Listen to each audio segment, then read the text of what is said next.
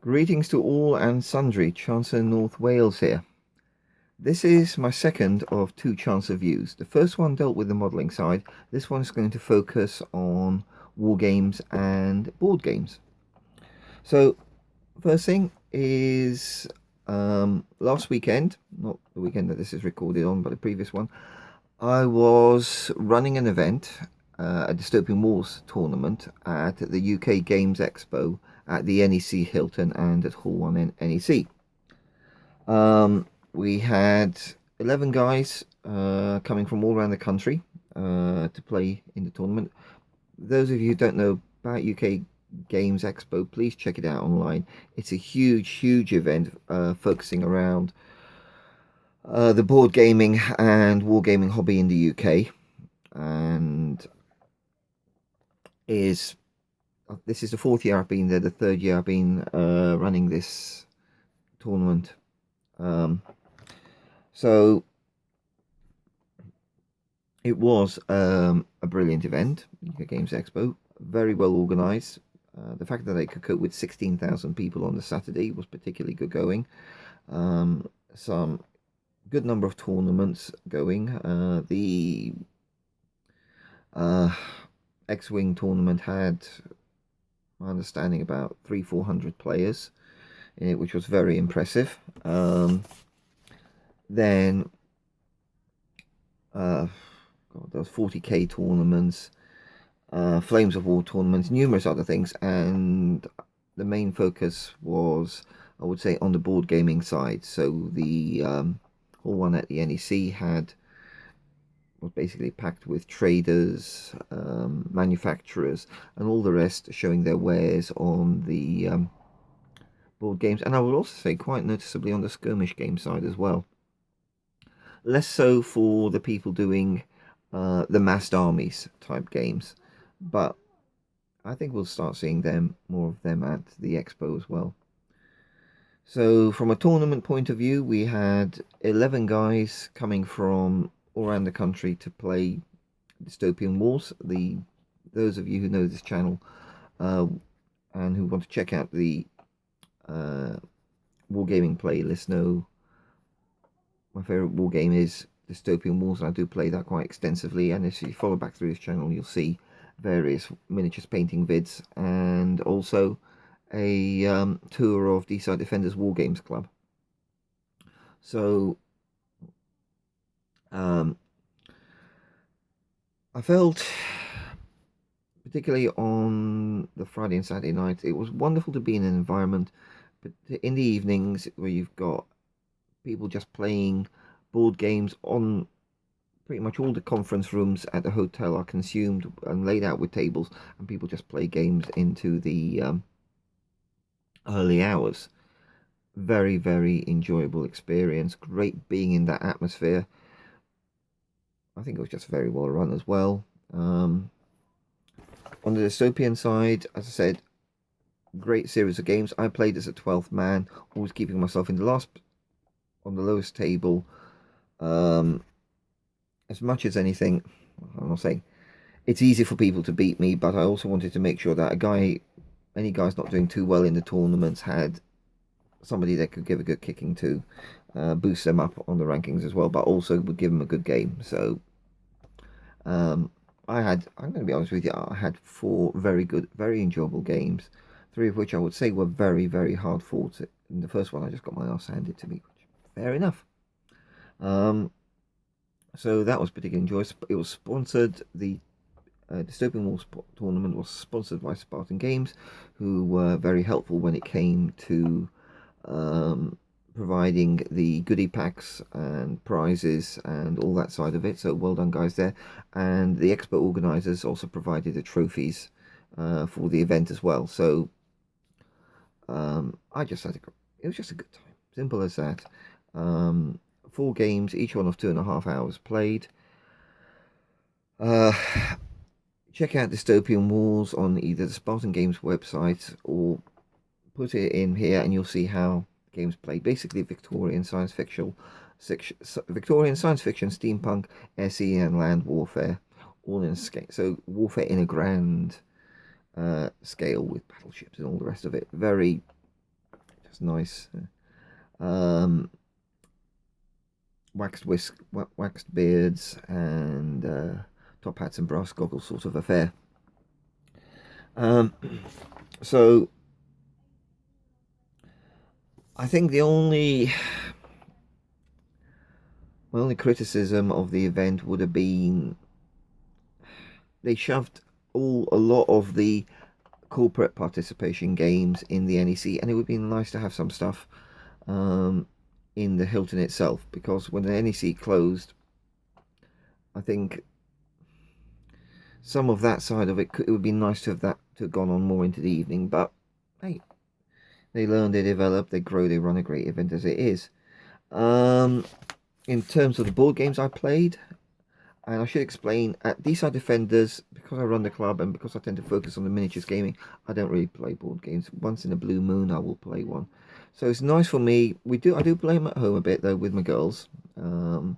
Carcassonne is popular,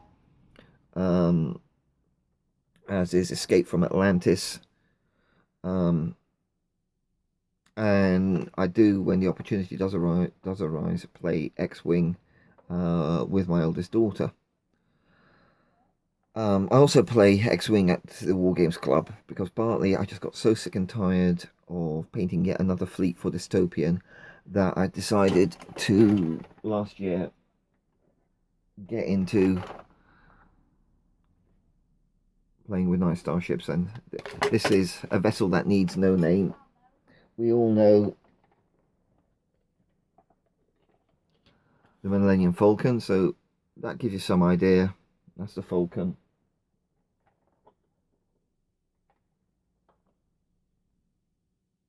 That's the X-Wing, so you get the feel for the scale.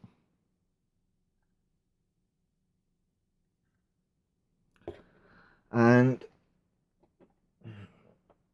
it's a game by Fantasy Flight Games. There's a huge amount about this on YouTube. I mean, it's an awful lot. And all credit to Fantasy Flight Games on developing it, who've produced such a collectible, accessible, and well-balanced game. So, thumbs up to Fantasy Flight. This is now, has been for a little while, the main game play, partly because of the sheer accessibility and time factors as well. I do also still love a good game of Dystopian. So, what did I buy at the Expo? Well, for rarity, and this was, because I'm not much of a board game buyer, but I picked up this. The Airfix Battles, which is a nice cards and markers where tanks are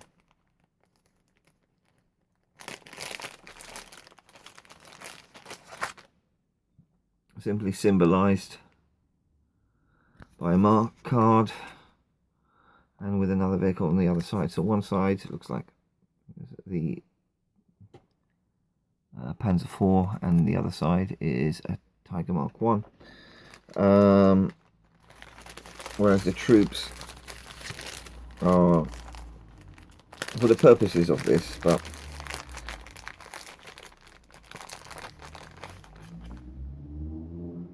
simply little figure markers like this. So the game does encourage you eventually to go to using minis. I rather like it because the rule set is, it's straightforward without being overly simplistic. There's other tabletop board games down the military strategy line that I sometimes think are maybe oversimplistic. This seems to strike a good balance. I think the mechanics, if you're familiar with the game, are similar to Memoir 44, down that line. But I enjoyed it. For 25 quid, you get a fair bit in the box, and it's, I think, a good board game. Now, this goes back a bit on my channel, but if you do look back to the early days, you'll find that there was a painting video for Dwarf King's Hold. So on the board game-ish side of Wargames. This is another kind of game I do play, and I think next year I will be taking that with me to the expo. As I said, about 4 years ago when this channel started, I'd painted up a load of minis for this and covered the painting process and discussion, the projects and all the rest of it. So that's the kind of little chaps you have for this. Look back over it, and I do talk a bit more about this.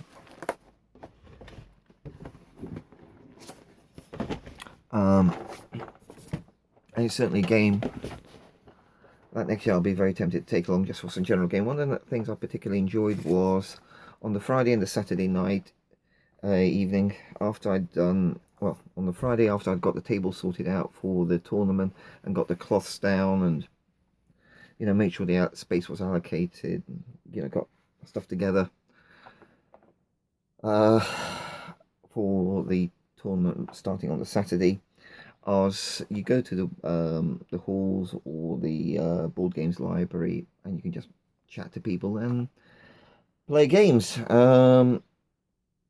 Did that on the Saturday night as well. Had a few good games of Carcassonne. Particularly enjoyed the game Flashpoint, a cooperative game dealing with fighting fires. That Came Unseen was an interesting Cold War submarine game. I had a game of that which was okay. Maybe because I enjoy naval war games, I found that a little bit oversimplistic, but I thought it was still a good, reasonably solid game there. So I think, as you guys can gather, I had a great time at the expo, and it was great to meet the people there. So that's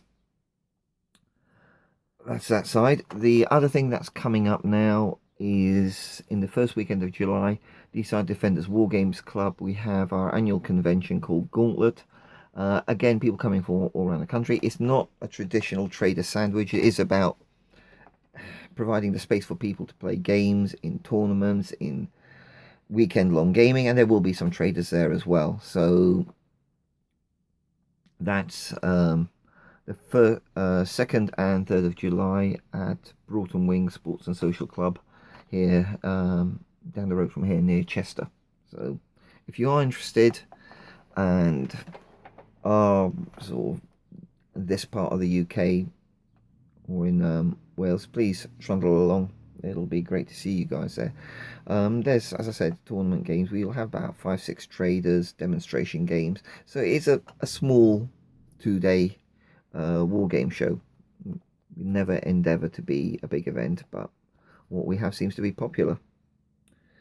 In terms of my wargaming experience at present, I think time is proving a little bit of a challenge for me. My eldest daughter now has her first part-time job, and I'm currently doing a lot of daddler taxi, which does seem to mean that I can get the time to do the admin for the club, but then I've got to go off. And because I've now been through a key admin period, it just makes it hard for me to get in games, but that's a go. We have also the first weekend in every month, but I will seem to be doing something as well. So, as I said, great running the club, great all that side, keeping it going, seeing it growing. Just been a little bit difficult for me to get in a game in that time as well.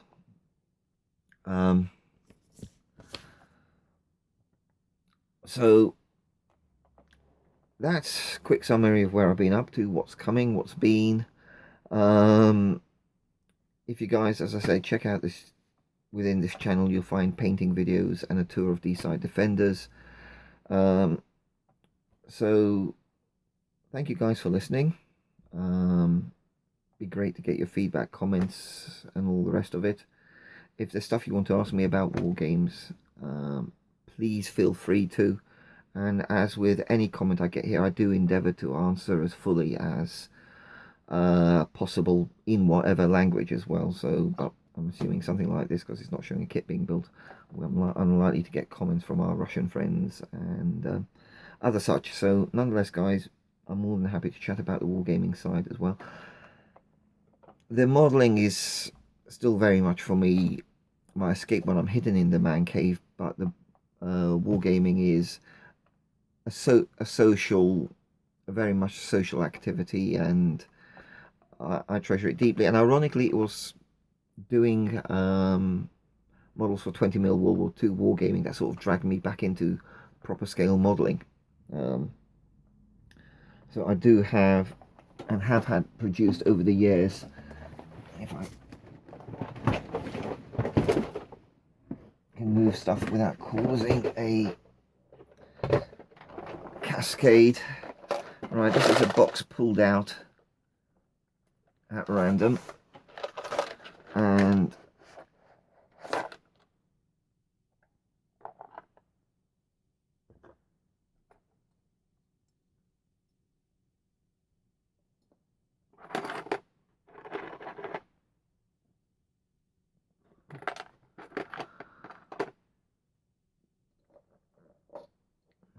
so yes, I'm afraid, yes, I believe it, guys, or not, I don't just build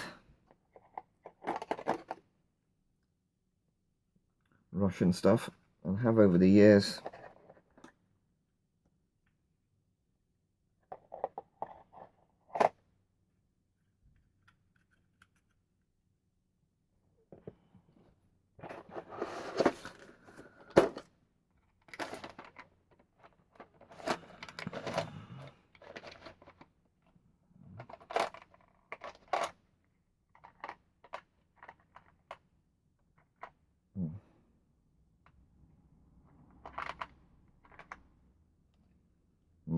Oh heck.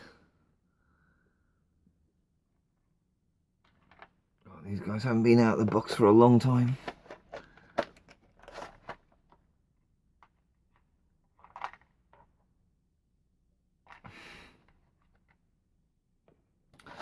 I'm not going to try and extract others, but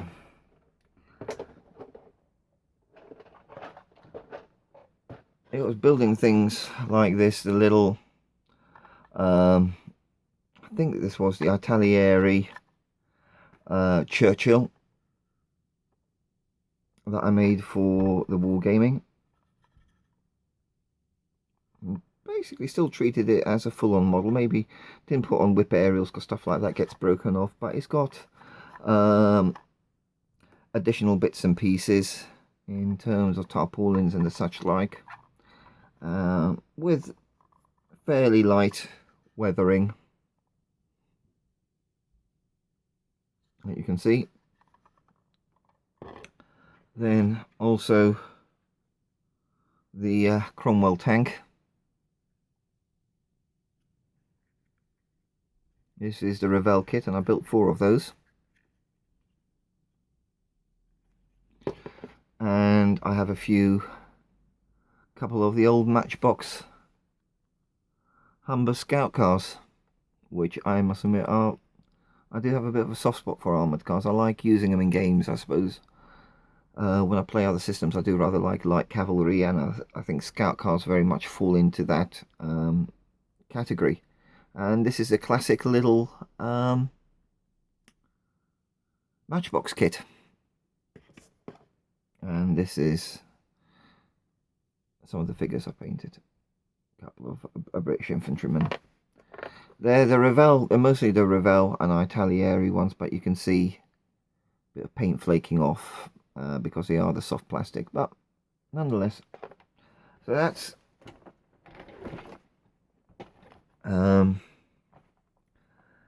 it was doing stuff like this that sort of brought me back into building model aircraft again. So